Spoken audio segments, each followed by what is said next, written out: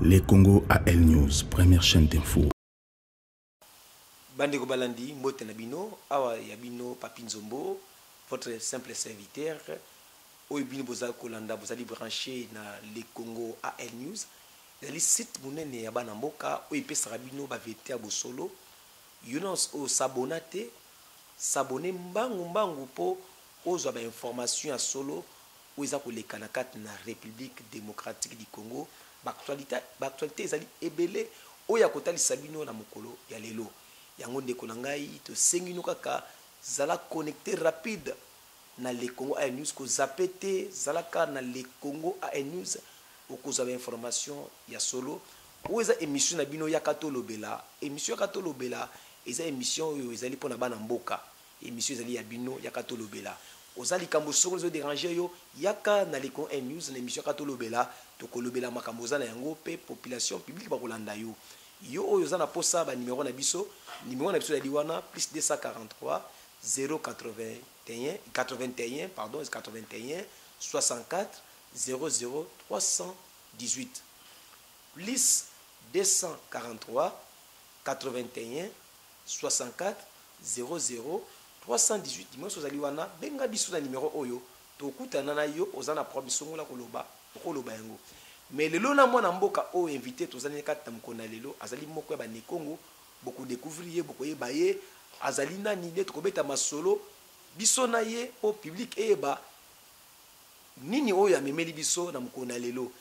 Les Congo AL News, première chaîne d'info. Bandeko Balandi mbote ndeko mpane sango de quoi Alexandre na si olandi ba titre to pesi lo lenge nini monsieur Kotambola na mkona lelo de quoi Alexandre soko se présenter bandeko baza kolanda yo baza na posa ko yeba na bilili bandeko ba diaspora oza liboso na bino zanani eza bien ngai ndeko na bino Kinkela Pongi Alexandre à l'an 45 ans de pouvoir le coordonnateur et union des Tshisekidistes né Congo. Donc quand on parle union des Tshisekidistes né Congo, le né Congo ça veut dire grand de Congo d'Antotila. Donc union des Tshisekidistes né Congo donc Grand Bandundu et Kinshasa et Congo central. Merci beaucoup Nde Bolandi Lulengini a se présenter pour comprendre Yazana Niaza moko analyste politique ou ya landaka déroulement ya mboka mabeta Bolandi awazana souci ya mboka yetozana ye Nde tozo banda première question na biso ndeko na biso ndeko ozali moko IDPS bazo signer ba pétition na Assemblée nationale pour na kolongola ezali vice-président Assemblée nationale Jean-Marc Kabund yo tanki moko IDPS sango wana yembengo ndengeni. Merci ndeko pour la mutuna na yo.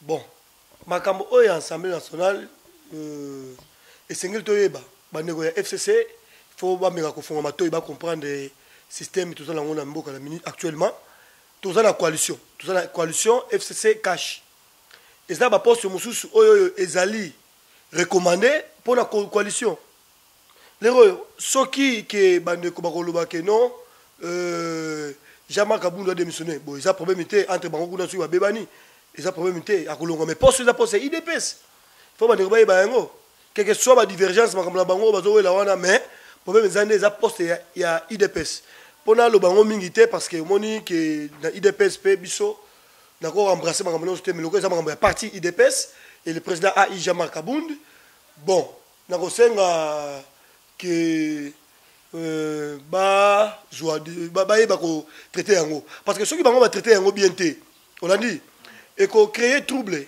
mais biso ba combattant moni combattant na peuple congolais azana souci ya mboka oyo parce que oyo biso to votaki na mboka oyo chef de l'état Fachi Beton pour akosala la biso na minute oyo ba conflit na bango na kata parlement na kata Assemblée nationale et ba to ko satisfaire biso té mais bango ko taka ba conflit na bango buzoba en état oyo biso sengaki ba osala ngona na té au moins c'est un peu difficile balinga mboka epelaté pour mboka soki epeli biso ba peuple kongo do kanga bango na parlement là ba esika mo kimela té de leur senga ba député bo sangana bo tia kimia na mboka parce que biso to lingi to lia to mela ba conflit na bino ba mboka salité o ba mbongo so ba mboka bo la kuna soki ndenge nini etali biso peuple té bo sala mosala bino ndenge lo ba meli po peuple tineki bino so ba débat ba dossier bino privé pour tenir bango pour ça la musala oya biso peuple balobela biso ba soutenir biso mais jusque là ba ça le romoroté to ça na ba économie na mboka faut balobela ta ba bokono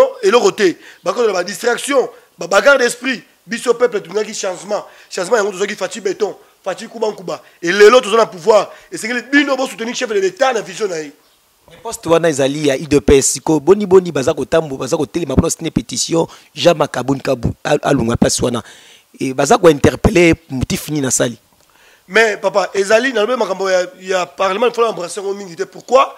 Parce que to biso dans IDPS IDPS na makambo nango on parle ngala ko kote la mudute parce que la leka moko mudute ngala simple combattant de la rue besoin combattant de la rue et cadre munene IDPS. Oui bien sûr mais bien sûr oui. Mais naza combattant de la rue et puis naza mu Congo fait bon naza mu Congo bagarre na biso ezali changement et changement to ngaki yango fati béton et lelo na ensemble sur ba conflit le mango na sunga mango bayoka na kuna pour ceux qui bayoka nité bolongoli président Jean Makabun et ça problème ité mais c'est l'IDPS au mutotia mutu faut pas tant bo ça la bagarre d'esprit ba que non to la coalition et tant bo ça la coalition na biso net ngala so makasi oui bien go.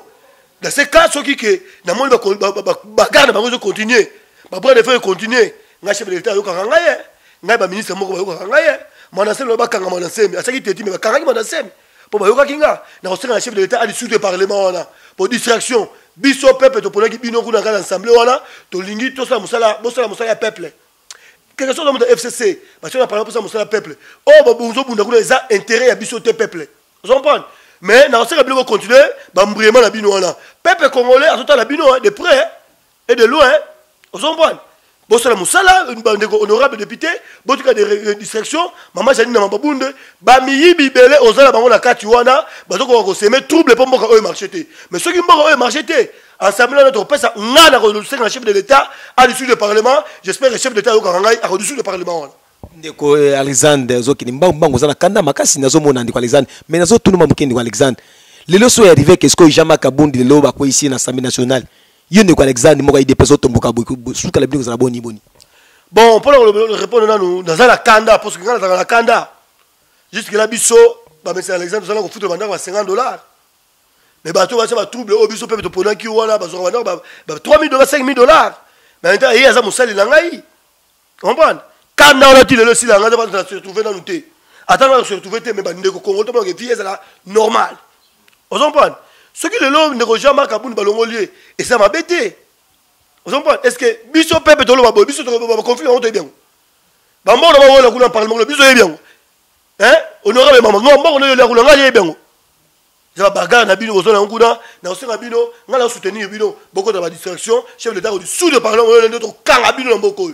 Pepe za kanda bosala musala c'est important boyokani pour na ko tombokana to bongsa mboka te na ko tombokana mboka ko voluer bochakimia boyokana s'il s'agit Camille de 2023 coalition ko bezo kufa et aussi là 2023 na osenga bino voilà il lobby mais coalition est-ce que IDPS abunai litina e pour dans la coalition non mais ça coalition ti le bosa coalition comment vous mais coalition les atine liwade. C'est juste le mandat. Et le mandat, c'est la transition. Il faut que le peuple congolais. On a dit. La coalition de Gibandeko, tu comme 2020, Camille était 2011, et puis année blanche, parce que tout ça, donc 2021, 2022, organisation électorale, 2022, tu as l'élection. Donc il faut que la distraction. Ndeko mbutu mbutu ezaka na kati ya mboka kuzoto mboka mbutu mbutu kati ya mboka oyo ozali présent analyste politique mbutu mbutu eza makasi na kati ya mboka leo tozomona FPI tala Congo oyo la superficie ya 2 445 000 km², ou ezali superficie ya RDC ba pesa la FPI 10 millions de dollars pour asala lango nini yo zali moko ya peuple congolais vous allez congolais 10 millions de dollars au FPI azobimisa pona kosunga batu na moment oyo ya taille d'urgence oyo yo tant que ne Congo 10 millions de dollars on a pour basali lango nini ndeko merci pour la mutuna na yo parce que makaba mbongo yango de ebomi mboka oyo j'espère que 10 millions de dollars bimaki na FPI. Mais 10 millions de dollars na Congo, eza mukie. Babimisi pour mboka eza na bokono, mboka eza na état d'urgence. Pour soutenir ba petite ba débrouillard oyo mike. Ba maman o bazo teka maman pa ba nini ba oza projet moko mike ba soutenir bango. Mais eza mukie ndeko. Tant tout le question ya FPI, na s'appelle Makas. parce que bato bazo benga makamba FPI nazo ki paye ngote mais quand même ndenge lobelinga ma kutunga question oyo naza droit ko claircir na la population ba ke non makamba to na mboka oyo FPI 2 millions de dollars eza moké. Pourquoi? Parce que en CDG oyo azala ki wana un certain soki Mbengele les messieurs en question abimisi mongo na caisse ya l'état plus de 150 millions de dollars. C'est grave. Plus de 150 millions de dollars. Après si on va pas banani. Après si on bango et pas ya batunaye. Na condition ce qui après si bango 1 million de dollars, rétro commission na bango il y a 20-30%. Moyenne 20-30%. Banda mbongo babimisa mbongo na niveau FPI. Batu bazui mbongo, bazo ko zusa mbongo te. Ole bazo mbongo basala mbongo ba programme na bango, bazui mbongo basala ngo ba campagne électorale. Pour élire bango na niveau ya parlement. Et les lots ba élire bango na niveau parlement. Ba côté na parlement ba protéger. Ceux qui ba négocier recouvrement, bazo senga mbongo na bango. Bazo ko pesa mbongo te. Pourquoi? Bazo langage bazo utiliser si logo comme na bango eza mbongo ya mboka. Donc biso peuple, tozo nyoka makolia comme la pasi, bino au défi mbongo ya peuple et comme que bozo sa mbongo comme que mbongo ngo ya l'état. Non. Chef de l'état, Fatou Beto a une instauration d'état de droit. Le PGR, procureur général de la République. Et ça, déjà, le dossier à Batou, oh, non, c'est un bon oyo. Et ça, le parquet général. Nathan, il y a un ancien procureur général. Et ceux qui n'oublient, il y a Kabang et Numbi. Le gars, il y a Kabili, moi, quand on a dit, c'est parce qu'il y a un système, il y a Kabila.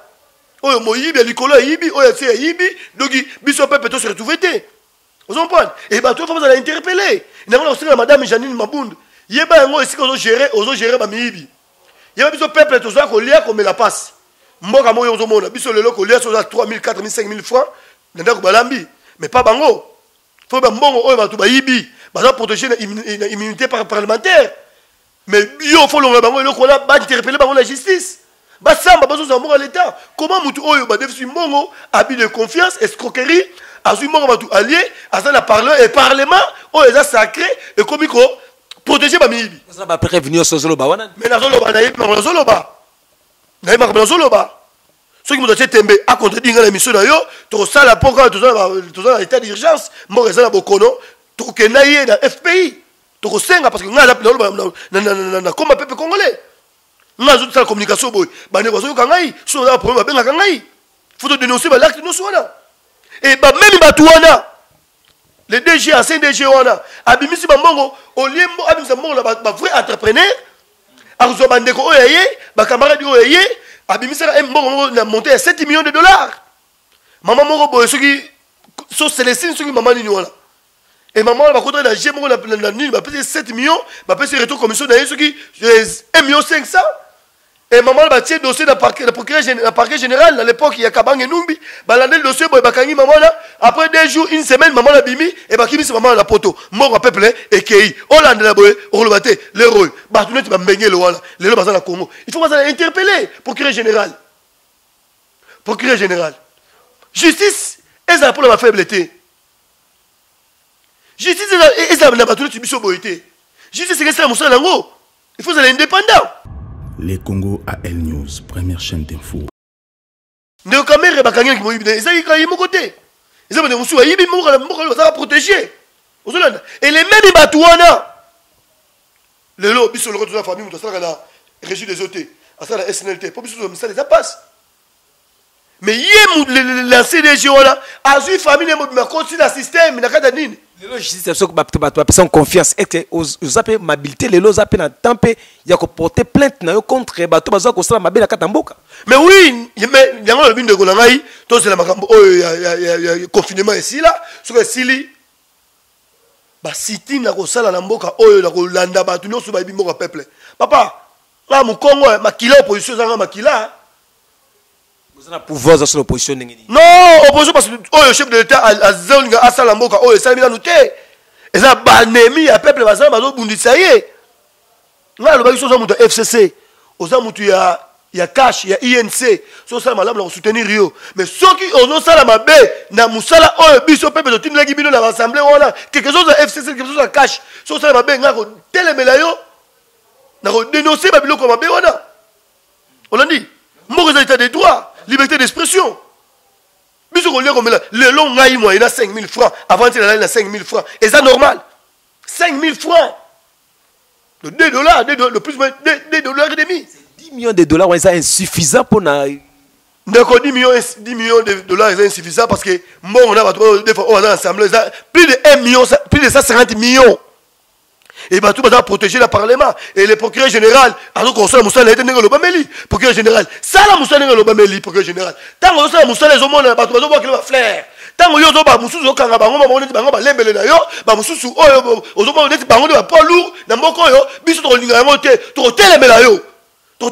des parce que Tolingi, justice est indépendante.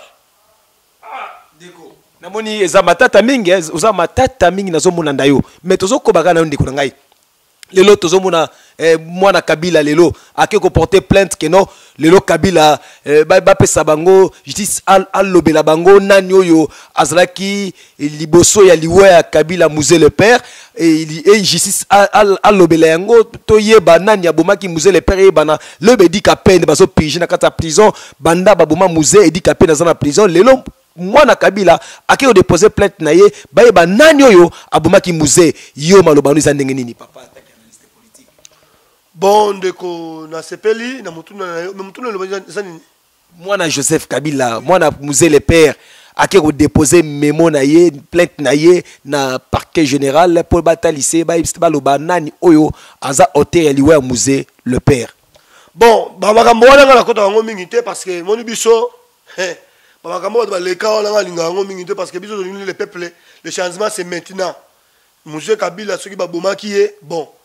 Et bango moko loko ye aza citoyen congolais aza la liberté na ye aza la droit na ye ceux qui ont makambo CPLCT a réclamé bon ils aza la droit na ye bon ceux qui ont que asa la plainte na ye bon et on est allé bango on va bomaki mutu bon atala biso da poser changement de lelo tu vois et on a etalinga été parce que na mona oui ils a makambo biso ils a actualité ils a à l'air mais pour la mona ngo asa ba droit na ceux qui ont que mutu ba bomaki papa na ye oh boy oh papa mutu bon asa ba droit na c'est un chef de l'état là qui a musée ba passer plein musée même là-bas Congo au c'est plein musée tant ça musala ba passer plein musée subitement bon musée Koufi et ça qui passe dans le peuple congolais jusqu'à présent muta maka musée aller balakate et dit capé dans la prison procès peut là la souvenir te baraté yoza congolais et bien musée moi na ya qui déposer plainte ba yeba nani abomaka musée vérité payé bana yango ndeko la lobelio asala ba droit na ye soki ke ye asali plainte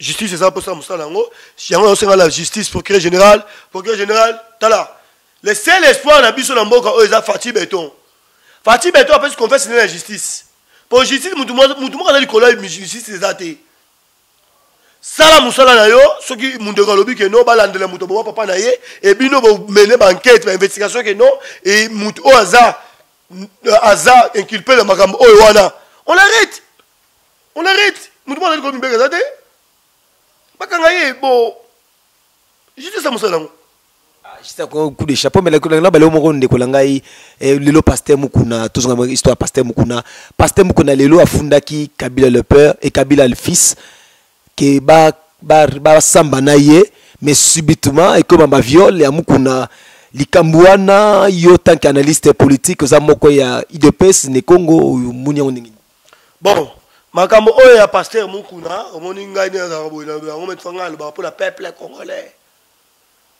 ngana la kambo mutu te na za vie moko médiocre taka 5000 francs ndako na lambi vous comprenez mukuna za ba droit na ye soki ya funa Kabila aibi azo reprocher Kabila makambo boy soki mama ope afunda ki ye keza mama solo juste ça musala ngo mais ba mukuna na ba mama ndeko journaliste ba mukuna wana bazaka ba tout moko boy na benga ba opportuniste parce que tango obiso na lit o IDPS ba mukuna toyebi bango ke ba Kabili loko ya peuple congolais akokane opposition te balandaka baza si loko ba lobaka mbisa na ndakasika ma les autres chola yango moni bazo région de biso lelo vous comprenez mais dossier de la judiciaire tout est agissé ça musala ngo hein pour que je n'ai ça musala so mo mutu coupable tu l'arrêtes on appelle ça on va kanga monancer ba kanga monancer mité Oh, qui lui boma, comment la foule? Continue à rabattre, comment je me donne normal? Mais Batasolo Babing, avec non, Lelo, Bazo convoqué Joseph Kabila, Kosamba, tout ça, n'a déposé plainte contre Joseph Kabila. Oh, il a déposé plainte, Kuna Nani, à quelqu'un qui pas déposé plainte, à Okota, Bakota, Tébé, à Nengeni. Na lobi na justice, na mboka, mutumo, ko miboko za te. Kabila za, alekinga la gaz te. Kabila na Congolais, te kolekangai. On comprend? C'est un chef de l'État, quand même, moi, respect, ça, quand même. Ah, c'est chef de l'État, oui, mais ça peuple congolais. Hein? Ah, ça passeport congolais. Respecter les sous. Le passeport congolais, il a commis ex-chef de l'État. Oh, président honoré. Par contre, Joseph Kabila Kabange, citoyen congolais, quand il n'y a pas d'aboué. Mais il y a des changes des années, mon aïe. Mais oui, pour un job, parce qu'il y a une chance, et puis une diplomation, il peut pas se retrouver. Mais il y a une volonté de la bolingoté, peuple congolais. On l'a dit. À ça, il y a une Kabila. Et puis, progrès général. Lelo, nazo ba boye parce que makambo moko ngo pesa batukanda. Kabila soki batina ki convocation azo yate lancer le mandat de meleba kangaye. Asa na mboko. Kabila mututo na mboko. Asa citoyen, asa spécialité ko le congolais nyonso. Tout ça biso nyonso ndenge moko. Yoso bangate. Na bangana. Na bunda li tsholo ko ba anero na banga mutu. Lelo to pouvoir fati bedo fati ba ko de maza na banga mutu. Liberté d'expression. Liberté d'expression de lelo yo. Nous devons nous si pouvoir eux. Tant que mon chef de l'État Fatih Beto Zawana, Yebango, Batbabunda pour Fatih Azala Bongo, Bazana Zou à Moko, et quoi bien possible. Tout le monde va cabinet, Bakolo Fatih, Bakolo Fatih de Bisso, Bakolo Fatih Beto Bisso, Bakolo Bazaba tout le monde, chef de l'État Bango, Boya. Salam, Salam. Mais partout, oyo bakolo Fatih Beto, bakolo pouvoir oyo les lois ça la les adebiso tout ça zou ma casse na pouvoir oyo ba vandité so be ba vandité biso na ko pikelo crise ba pouvoir wana to zo na mukuna zo beta sete mukuna beta le mukuna ba kangiyo ba viol lelo te ba te procès na Kabila na ancien président Kabila ko suka ndenge nini pe lelo azala na parquet azala na makala pone mametali ya viol ma mekoti mbutu et quand tu me dis papa justice c'est ça mon salango yo mo te mutu mo bakanga ye dossier mo ba ko di prison na ka prison no dossier monsieur ko ba le yo te ayi ba ka mutu mo tio mutu mo le besoin ça plainte dans ezalaka on parle donc passer mukuna les opportunistes que tu es les opportunistes que vous êtes parce que vous avez belé tout le monde a bino awa na mbese mbengele wana et assez nani a commis o muta DG muta IDPS hein DG ancien DG monsieur Mbengele lelo yo okomi mutabi de pes ta ozo financer ba de Kabila bambongo ozo mama tsala mwana pesa $500,000 yo zo mutabi de pes lelo baba vi ba mosele belé baba vi kili et lelo okomi consulter sous ba député que non okomi ko pesa ba député mbongo ba le ba créer mon somo ba ko ce nouveau DG on a vision chef de l'État. On sait les mystères des hommes là.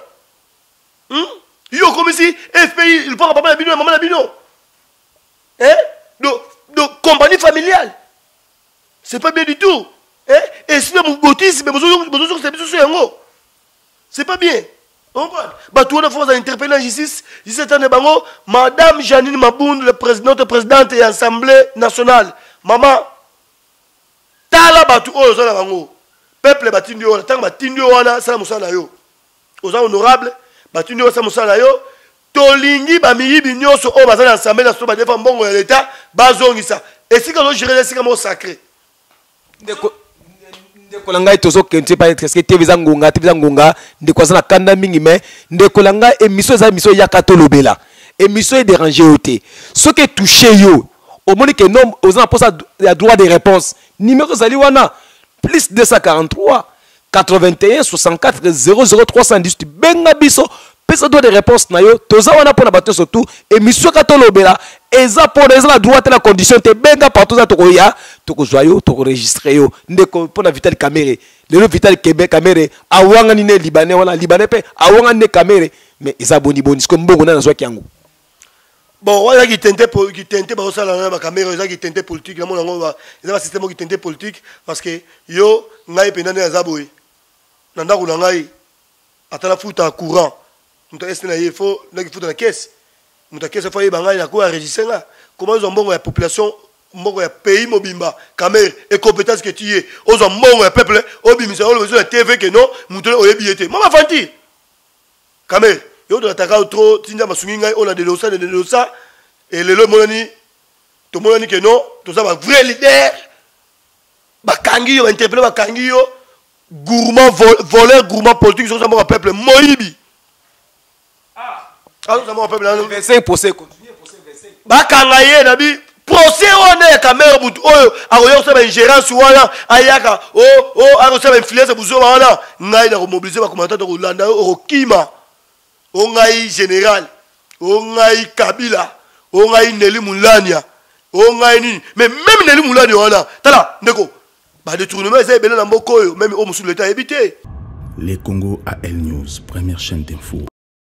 Promotionnel culturel mbongo yango ki na rap Neli Mulania zo ba mbongo moko boye samba tu bayeba et ba tu lo ngata communicateur na de nos saka na mulobele peuple ba bengai biso na FPC awawa mbongo kota ka ibimaka mais Neli Mulania zo ka $500,000 par mois la compagnie moko boye ala ki ça monsieur na Lubumbashi on prend mais bientôt tous on va élément no so to taquer yo Neli Mulania ozo sa mbongo peuple tu ba fanti te na mboko yo on prend mbongo zo bientôt na mboko yo ndeko on prend même la compagnie moko boye nini itie oui bien yo ne ça enquête tambo moi mazoka mbongo na kati ya compagnie itie na ministre et plan balaka mbongo itie mafia moko za wana na kati wana ba $3 milliards ndeko 3 milliards de dollars à partir je lance appel à tous les journalistes contactez-moi plus de 43 89 610 34 04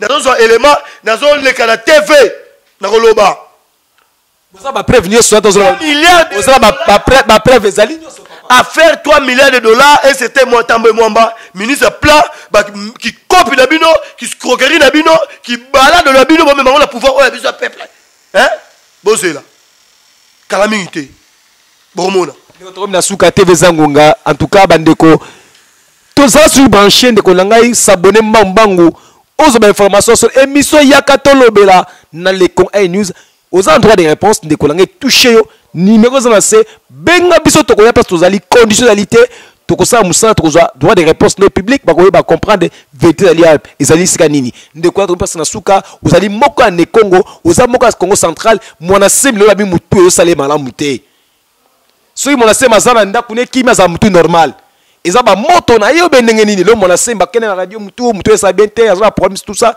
ba depne ba zungi ba Congo ba swati na makala e ba bandika kuna yo za moko ya Congo central lobi nini mwana sembi wana ngam za pesa ki ordre na pesa ki ordre na senga ki pas ordre mais senga ki na ba konja mboka parce que comme on a représentant ya l'union de Tshisekedi c'est Congo na niveau ki sasa awa en tant que un Congo oyo aza apte na makoko défendre ba ndeko na ye ba ne Congo na niveau ya kisasa awa na senga ki na VPM vice premier ministre ministre intérieur et na ministre de justice ba me osala o ba bengi ba interpeller ndeko monanse ba kangaye na senga ki na mobiliser ki ba tu poto beta monanse Dieu grand avait ba contacter nga noto yoki to sa musala biso ba kangi mutu wana monanse ba moni mutu na ye za mabe mais so mutu na ye za mabe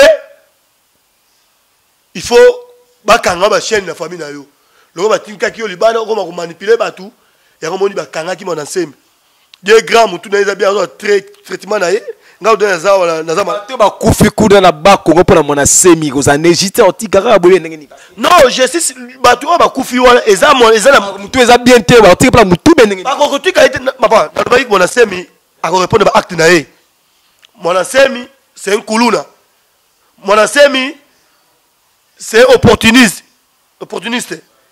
mona semi ti lelo na Congo central ba sa politique ya ba poche na bango biso na ba ne Congo na niveau Congo central pour bana élire président ceux qui député ba élire biso Congo central surtout na loko moko te asama moko bien te ka ko bomisa batu abomisa même ba ndeko na ngala de nous na TV on prend ba tsaye kuna ba retraiter ngana malaria njoto za bien te mais ba retraiter ngate parce que moko za te hier chance il y a pouvoir au chef de l'état Fati Beton Fati Kuba à l'hôpital parce que ba ndoki on sur la prison ba garder ko ba traiter comme normal tant que normal pour ataliser ba bien on so ya salaki et par là ba conduire directement à la prison na ye na rotina ko ba zala kinité ba tini même na caféra même na boulou parce que c'est un tenté c'est un aventuré on comprend ndeko to na suka émission na biso TV za ngonga et où ezali 4 notes tunioté moi moketo peso ba 1 minute akoloba ya kosanza où eza 4 ezani na kosenga nano bandeko nyonso oyo bazobula idps partie ba faible ozano moyibi na yo soki wapi escroquerie na yo soki wapi oyo nango oyo naza moto idps mbengele oza moto idps te idps esalaka kimoyibi te makambo nyonso osala mabe état de droit ye chef de l'État na état de droit ba instaurer état de droit na mboka oyo yango bazolandela bato nyonso oyo opesa bambongo opesa bato bambongo osukura mbongo biso peuple tu le zonga te mais ozolata kombo ya idps na mutu ozobomba basima na ye todeboulonne oyebi biso ya combattant biso tokomba bakombattant sa bavantille te peuple oyo tolingi tolia tomela tolia nanu te bomema distraction. Les Congo AL News, première chaîne d'info.